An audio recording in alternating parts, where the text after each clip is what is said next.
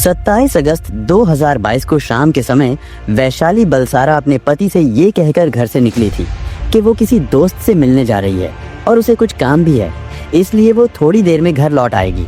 इस पर पति हरेश बलसारा ने भी वैशाली से ज्यादा कुछ नहीं पूछा, क्योंकि वैशाली एक सिंगर थी तो इसलिए परफॉर्मेंस के लिए उसे कई लोगों को मिलना होता था। और फिर शाम 6:45 पर वैशाली अपनी कार से निकल गई। लेकिन जब कई घंटे बीत जाने के बाद भी वैशाली घर नहीं लौटी तो हरेश बलसारा ने पत्नी वैशाली को फोन किया, लेकिन उसका फोन स्विच ऑफ आ रहा था। इसके बाद हरेश ने अपने रिश्तेदारों और जानने वालों को भी फोन किए, लेकिन वैशाली के बारे में कहीं से भी कुछ पता नहीं चला। अब हरेश को वैशाली की चिंता होने लगी थी। इसके बाद हरेश ने तुरंत अपनी गाड़ी निकाली और वैशाली को ढूंढने के लिए निकल पड़ा। बहुत तलाश करने पर भी ना तो उसे वैशाली मिली और ना ही वैशाली ने उसका फोन उठाया। हरेश ने सोचा कि शायद वैशाली किसी काम में बिजी हो और हो सकता है वो देर रात तक लौट आए। यही सोचकर हरेश वापस अपने घर लौट आए और वैशाली का इंतजार करने लगे। इंतजार करते करते सारी रात बीत गई, लेकिन वैशाली अपने घर नहीं लौटी। इसके बाद सुबह होते ही हरेश बलसारा सीधे पुलिस स्टेशन जाते हैं और वहां पर अपनी पत्नी की गुमशुदगी की रिपोर्ट दर्ज कराते हैं। इधर वलसाड़ पुलिस भी तुरंत ही वैशाली की तलाश में जुट गई। उसे तलाश करते करते सुबह से शाम हो गई, पर पुलिस को भी वैशाली कहीं नहीं मिली। लेकिन फिर उसी दिन यानी 28 अगस्त 2022 को शाम के समय वलसाड़ शहर के पारड़ी इलाके में ही नदी के किनारे एक व्यक्ति टहल रहा था। और जब वो व्यक्ति मेन रोड से हटकर दूसरी सड़क पर आया तो उस व्यक्ति को वहां उस रोड पर नदी के किनारे एक गाड़ी खड़ी हुई दिखाई दी। वो गाड़ी लावारिस हालत में खड़ी थी। इसके बाद वो व्यक्ति गाड़ी के थोड़ा पास जाता है, लेकिन जैसे ही उसने गाड़ी के अंदर झांक कर देखा तो उसकी हालत खराब हो गई, क्योंकि वहां उस कार के अंदर एक लड़की का शव पड़ा था। इसके बाद उस व्यक्ति ने तुरंत पुलिस को फोन कर दिया, क्योंकि ये इलाका भी पारड़ी पुलिस के अंतर्गत ही आता था। इसलिए वलसाड़ पुलिस की एक टीम मौकाए वारदात पर पहुंचती है। लेकिन कार की और उस लाश की हालत को देखकर पुलिस को ये समझते देर नहीं लगी कि ये मामला कत्ल का है, क्योंकि उस लाश की गर्दन पर गला दबाए जाने के निशान नजर आ रहे थे। और सबसे बड़ी बात ये कि जिस तरह से उस लाश को कार में ठूस कर रखा गया था वो प्राकृतिक मौत के मामले में नहीं हो सकता। इसके अलावा कार की चाबी और उस महिला का मोबाइल फोन जैसी कई चीजें भी गायब थीं। लेकिन इस मामले की जांच को आगे बढ़ाने के लिए पुलिस को सबसे पहले मरने वाली लड़की की पहचान करना जरूरी थी। लेकिन इत्तेफाक से उसी दिन सुबह ही हरेश वलसारा ने अपनी पत्नी की गुमशुदगी की रिपोर्ट लिखवाई थी। रिपोर्ट लिखवाने वाले हरेश ने अपनी शिकायत में बताया था कि उसकी पत्नी 27 अगस्त को किसी से मिलने जाने की बात कहकर घर से निकली थी, लेकिन इसके बाद वो घर नहीं लौटी। ऐसे में पुलिस ने सबसे पहले हरेश को ही फोन किया और पारड़ी में नदी के किनारे मिली उस लाश की पहचान करने के लिए उसे मौकाए वारदात पर बुलाया। उससे पुलिस ने कहा कि हमें पारड़ी इलाके में नदी किनारे एक बलेनो कार में किसी महिला का शव मिला है, इसलिए आप जल्दी से घटना स्थल पर पहुंचकर उसकी पहचान कर लीजिए, क्योंकि हो सकता है ये शव आपकी पत्नी का ही हो। इतना सुनते ही हरेश भागता हुआ मौकाए वारदात पर पहुंचता है।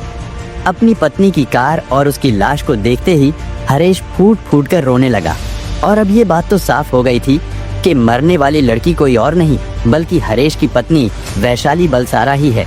अब तक पुलिस महकमे के साथ साथ आसपास के लोगों ने भी हरेश और उसकी पत्नी वैशाली को पहचान लिया था, क्योंकि हरेश और वैशाली इस इलाके के लोगों के लिए जाना पहचाना चेहरा थे। जहां वैशाली एक मशहूर गरबा सिंगर थी तो वहीं उसका पति हरेश भी एक मशहूर गिटारिस्ट था। लेकिन अब सवाल ये था कि आखिर वैशाली का कत्ल कैसे हुआ। शहर के इस इलाके में सुनसान जगह पर उसी की कार के अंदर उसकी जान किसने ली। आखिर वैशाली से किसी की क्या दुश्मनी हो सकती थी? क्या ये कोई रिश्तों के दांव पेंच का अंजाम था, या प्रॉपर्टी से जुड़ा कोई विवाद, या फिर कुछ और? इन सब बातों का पता लगाने के लिए पुलिस ने सबसे पहले वैशाली की लाश को पोस्टमार्टम के लिए भिजवा दिया। साथ ही उसके पति हरेश से पूछताछ करनी शुरू कर दी। लेकिन इस मामले में हरेश से पूछताछ करने पर पुलिस को ज्यादा कुछ जानकारी नहीं मिली, क्योंकि हरेश ने भी पुलिस को सिर्फ इतना ही बताया था कि शनिवार को वैशाली किसी से मिलने जाने की बात कहकर घर से निकली थी। लेकिन वो कहाँ जा रही है और किससे मिलने जा रही है, इसके बारे में वैशाली ने उसे भी कुछ नहीं बताया था। इसलिए उसे भी इस बात का कोई अंदाजा नहीं था कि वैशाली अपनी जिंदगी के आखिरी समय में किसके साथ थी। इधर पुलिस को हरेश के बयान और उसके बातचीत करने के अंदाज से इस बात का एहसास हो चुका था कि हरेश उनसे कुछ भी छुपाने की कोशिश नहीं कर रहा है।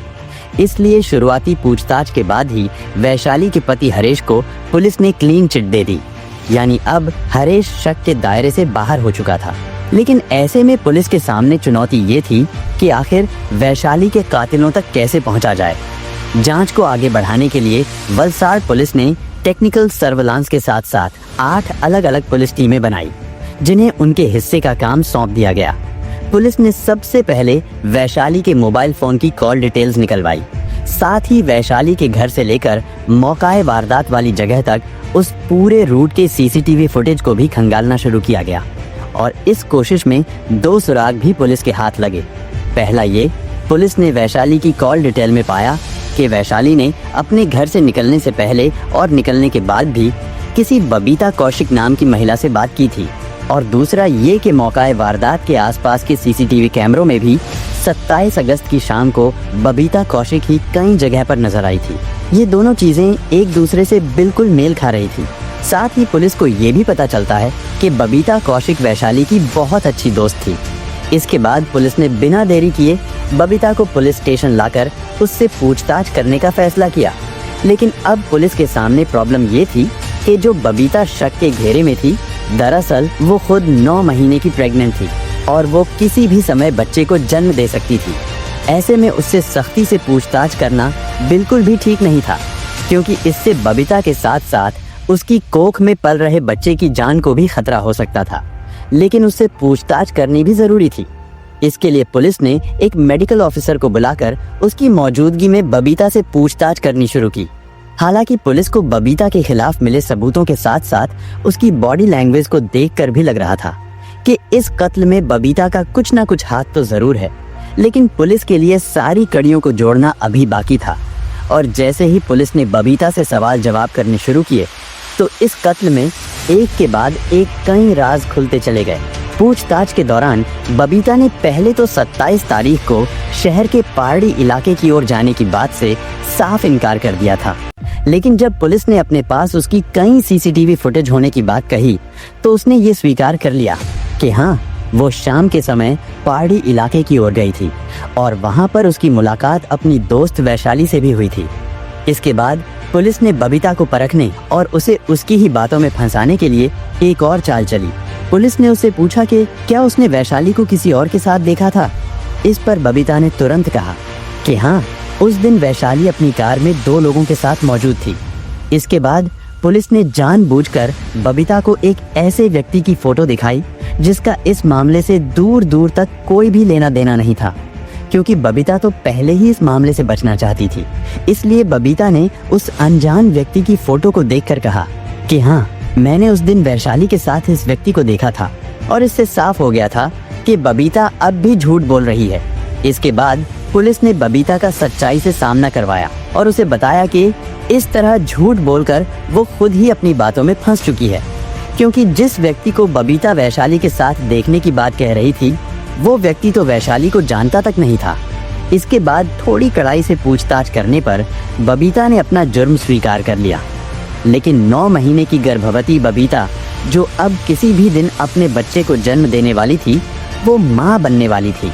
उसे अचानक ऐसा क्या हो गया था जिसकी वजह से उसने अपनी ही दोस्त वैशाली को कत्ल करने का प्लान बना लिया था। लेकिन प्रेग्नेंट बबीता के लिए अकेले ही अपनी दोस्त वैशाली का कत्ल करना मुमकिन नहीं था, यानी इस कत्ल में उसके साथ कोई और व्यक्ति भी शामिल जरूर था। लेकिन अब सवाल आता है कि आखिर वो व्यक्ति कौन हो सकता था, और फिर इसका जवाब भी पुलिस को जल्द ही मिल गया। दरअसल इस घटना से करीब 1 साल पहले वैशाली और बबीता की मुलाकात किसी फंक्शन के दौरान हुई थी। उन दोनों ने नंबर एक्सचेंज किए और फिर वो दोनों फोन पर बातें करने लगी। इसी तरह बात करते करते उन दोनों में दोस्ती हो गई। वैशाली और बबीता की दोस्ती इतनी ज्यादा बढ़ गई थी कि जब भी बबीता को पैसों की जरूरत पड़ती थी तो वो वैशाली से पैसे मांग लेती थी और वैशाली उसकी मदद कर देती थी, यानी वो बबीता को पैसे दे देती थी। और अब बबीता किसी न किसी बहाने वैशाली से पैसे उधार मांगती ही रहती थी। इधर वैशाली भी बिना कुछ सोचे समझे उसे पैसे देती ही जा रही थी और फिर देखते ही देखते वैशाली ने मात्र 1 साल के अंदर बबीता को अलग अलग वक्त में टोटल 25 लाख रुपए उधार दे दिए। पर अब वैशाली अपने 25 लाख रुपए वापस मांग रही थी, लेकिन बबीता वो रुपए नहीं लौटाना चाहती थी, जिसकी वजह से बबीता को बहुत टेंशन होने लगी। उसकी फाइनेंशियल कंडीशन ऐसी नहीं थी कि वो वैशाली का कर्ज उतार सके, लेकिन फिर भी उसने वैशाली से कह दिया था कि वो इतनी बड़ी रकम एक बार में तो नहीं दे सकती, मगर फिर भी वो थोड़ा थोड़ा करके सारा कर्ज उतार देगी। वैशाली इस बात को भी मान गई, लेकिन असल में तो बबीता वो रुपए लौटाना ही नहीं चाहती थी। धीरे धीरे उधार के उन 25 लाख रुपए के चलते ही अब उन दोनों के रिश्तों में भी कड़वाहट आने लगी थी। और जब बबीता पर वैशाली ने पैसे चुकाने के लिए दबाव बनाना शुरू किया, तो इस पर बबीता ने सोचा कि क्यों ना वैशाली को ही रास्ते से हटा दिया जाए। बबीता उस समय फेसबुक पर भी एक्टिव रहती थी और फेसबुक पर उसके ढेर सारे फ्रेंड्स भी थे, जिनमें से कुछ के साथ वो अक्सर चैटिंग भी करती थी। इसी बीच बबीता ने अपने कुछ फेसबुक फ्रेंड्स को भरोसे में लेकर उन्हें भी ये कहानी सुनाई और उनसे कहा कि वो अपनी दोस्त वैशाली से पीछा छुड़ाना चाहती है। उसके इन्हीं फेसबुक फ्रेंड्स में एक सुपारी किलर भी था, जिसका नाम था सुखविंदर सिंह भाटी। वो पंजाब का रहने वाला था। वो दोनों पिछले कई सालों से फेसबुक फ्रेंड्स थे। बबीता ने वैशाली को रास्ते से हटाने के लिए सुखविंदर सिंह से बात की। सुखविंदर सिंह वैशाली की जान लेने के लिए तैयार हो गया, लेकिन इसके लिए सुखविंदर ने बबीता से 10 लाख रुपए की मांग की। बबीता ने उसके साथ मोल भाव करना शुरू कर दिया और फिर 8 लाख रुपए में वैशाली का कत्ल करने की बात तय हो गई, क्योंकि सुखविंदर भी ये काम अकेला नहीं कर सकता था। इसीलिए उसने अपने एक दोस्त त्रिलोक सिंह को भी इस साजिश में शामिल कर लिया था। इधर वैशाली भी बबीता की अच्छी दोस्त थी। वैशाली उस पर बहुत भरोसा करती थी। बबीता जब भी वैशाली को कहीं बुलाती तो वो बिना कुछ सोचे समझे बबीता के पास पहुंच जाती थी। 27 अगस्त की शाम को भी बबीता ने वैशाली को फोन किया। उसने वैशाली को उधार दिए गए रुपए वापस लौटाने का झांसा दिया। इसके बाद तयशुदा प्लान के मुताबिक 27 अगस्त की शाम को बबीता और 2 सुपारी किलर्स वलसाड़ के पहाड़ी इलाके में खाली पड़ी एक डायमंड फैक्ट्री में पहुंचते हैं। बबीता अपनी स्कूटी से आई थी, लेकिन प्लान के अनुसार उसने अपनी स्कूटी को वारदात वाली जगह से करीब 1 किलोमीटर पहले ही पार्क कर दिया था। बबीता वहां से ऑटो में बैठकर खाली पड़ी उस डायमंड फैक्ट्री में पहुंच गई। उसने वैशाली को भी पहाड़ी इलाके की उसी डायमंड फैक्ट्री में बुला लिया। बबीता का फोन आने के बाद वैशाली रुपए लेने के लिए उस फैक्ट्री में पहुंच गई। वहां पर बबीता पहले ही उसका इंतजार कर रही थी। इसके बाद बबीता वैशाली की कार में बैठकर काफी देर तक बातें करती रही। बबीता अपने साथ 8 लाख रुपए भी लेकर आई थी। उसने वो रुपए वैशाली को दिए और कहा कि इन्हें एक बार चेक कर लो। वैशाली पैसे गिनने लगी, लेकिन तभी वो दोनों सुपारी किलर वहां आकर खड़े हो गए। बबीता ने उन दोनों सुपारी किलर्स को अपना कजिन बताकर वैशाली की कार में बैठा लिया, लेकिन कार के अंदर आते ही उन दोनों ने पहले तो क्लोरोफॉर्म सूंघाकर वैशाली को बेहोश कर दिया और फिर गला घोंटकर उसकी जान ले ली।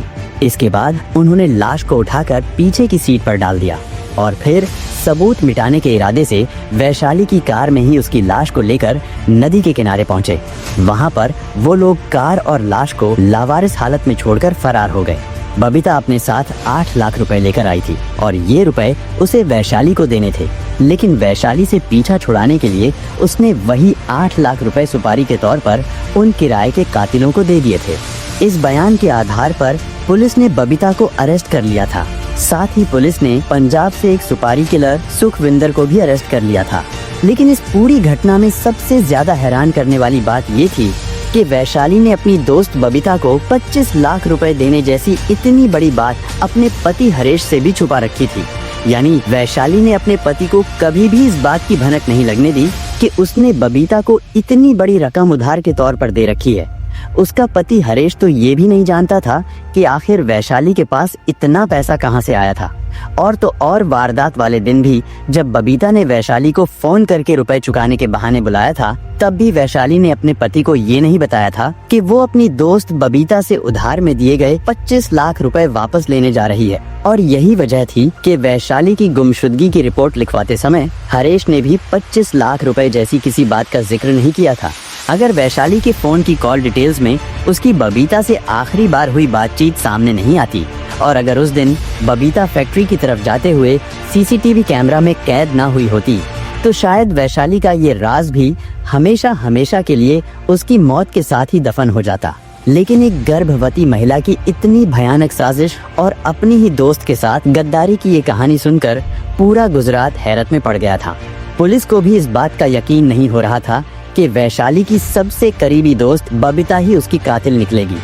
इसके बाद पुलिस ने चार्जशीट तैयार करके उन्हें कोर्ट में पेश किया, जहां से उन्हें जेल भेज दिया गया था। फिलहाल इस केस के बारे में बात करें तो इस कत्ल में शामिल रहे सभी आरोपियों पर वैशाली के खिलाफ साजिश रचने, कत्ल करने, सबूत मिटाने जैसे आरोपों के तहत अभी भी कार्रवाई चल रही है। दोस्तों, इस घटना को सुनाने का उद्देश्य किसी का दिल दुखाना नहीं है, किसी को परेशान करना नहीं, बल्कि आपको जागरूक करना है, आपको सचेत करना है। दोस्तों, इस पूरी घटना के बारे में आपकी क्या राय है, कमेंट बॉक्स में जरूर बताएं। और अगर हमारी मेहनत पसंद आई हो तो इस वीडियो को लाइक करते हुए शेयर भी करें। अगर आपने अब तक चैनल को सब्सक्राइब नहीं किया है तो हमारे चैनल को सब्सक्राइब कर लीजिए। धन्यवाद।